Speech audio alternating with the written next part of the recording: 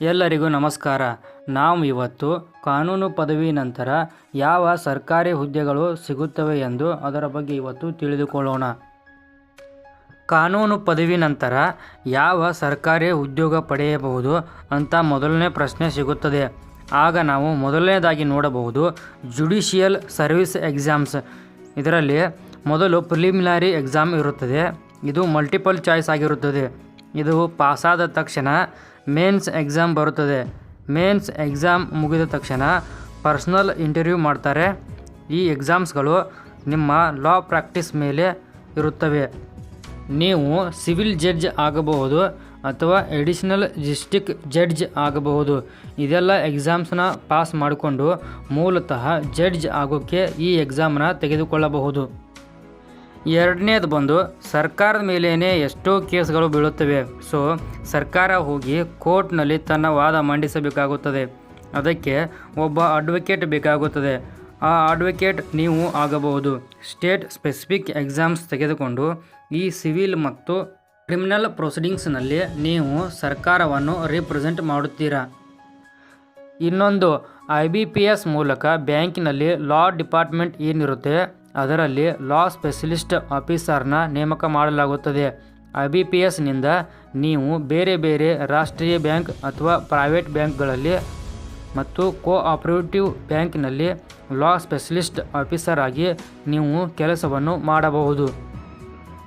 ನೀವೇನಾದರೂ ಇಂಡಿಯನ್ ಆರ್ಮಿಯಲ್ಲಿ ಕೆಲಸ ಮಾಡಬೇಕು ಅಂದುಕೊಂಡಿದ್ದರೆ ಈ ಲಾ ಡಿಗ್ರಿಯಿಂದ ಆರ್ಮ್ಡ್ ಫೋರ್ಸ್ನಲ್ಲಿ ಜಾಯಿನ್ ಆಗೋಕ್ಕೆ ಒಂದು ಆಪ್ಷನ್ ಸಿಗುತ್ತದೆ.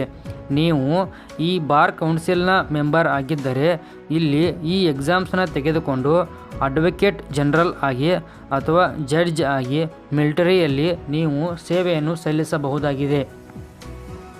ಮತ್ತು ಈಗ UPSCಯಲ್ಲಿಯೂ ಕೂಡ ಲೀಗಲ್ ಅಡ್ವೈಸರ್ ಆಗಿ ಲಾ ಆಫೀಸರ್ ಆಗಿಯೂ ನೀವು ಕೆಲಸವನ್ನು ಮಾಡಬಹುದು.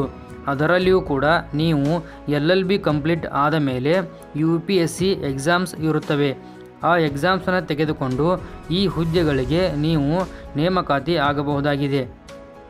ಮತ್ತೊಂದು ಏನೆಂದರೆ RBIನಲ್ಲಿಯೂ ಒಂದು ಕನ್ಸಲ್ಟೆಂಟ್ ಆಗಿ ಅಥವಾ ನೀವು ಬೇರೆ ಬೇರೆ ಲಾ ಡಿಪಾರ್ಟ್ಮೆಂಟ್ ಏನಿದೆ RBIನಲ್ಲಿ ರಿಕ್ವೈರ್ಮೆಂಟ್ ಆಗುತ್ತದೆ.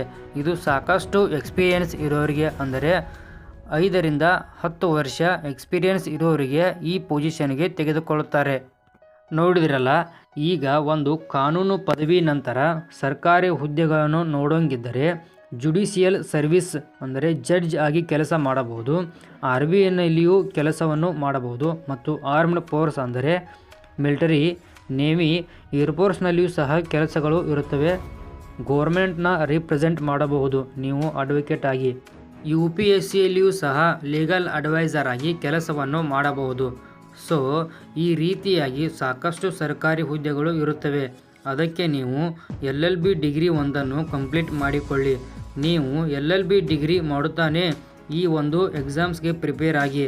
ನಿಮ್ಮ ಕೆರಿಯರ್ ಉತ್ತಮವಾಗಿರುತ್ತದೆ. ಲಾ ಬಗ್ಗೆ ನಿಮಗೆ ಇನ್ನಷ್ಟು ಮಾಹಿತಿ ಬೇಕಾಗಿದ್ದರೆ ನನ್ನ ವಿಡಿಯೋಗಳನ್ನು ಲೈಕ್ ಮಾಡಿ ಮತ್ತು ಶೇರ್ ಮಾಡಿ. ಧನ್ಯವಾದಗಳು.